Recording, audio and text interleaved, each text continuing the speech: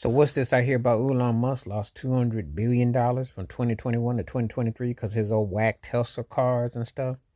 Hmm.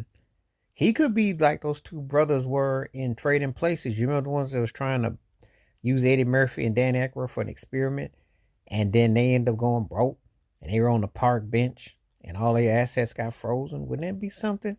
You see, the demented greed doesn't have no has no place, but there are people who definitely try this stuff, push this agenda, and it's really sad at what ends up happening. You know, he's so desperate for attention. Now we know he bought and paid for Trump's election. We know who bought and paid everything off. And people are just so tired of him now because they didn't sign up for him, but they have to deal with him as part of the package. The reality though is if he goes hits with any more losses, he's gonna definitely bring Trump down with him because it's tied in. So what you gonna do?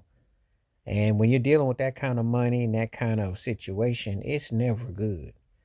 You know, he's been overblowed, over ego, over eccentric, over everything. So what you gonna do? So now Trump's stuck with him. They stuck with each other. Now this is a huge loss because usually that's the Guinness Book of World Records. You usually don't hear about nobody losing that kind of a bag. You got money to burn. I'm just like, man, you really took a hit. Wow. But it's a lot going on. Product is not, and he tends to rub people the wrong way. So somehow, you can't feel sorry for Elon Musk. You can't really, you just kind of sitting there like, yeah, you push all this kind of energy out there. Of course, people are going to feel some kind of way about you. They're going to look at you kind of sideways, cross-eyed and crazy. They're not going to really be wanting to deal with what you're putting down because it's just not a good look. It's not healthy. It's not smart.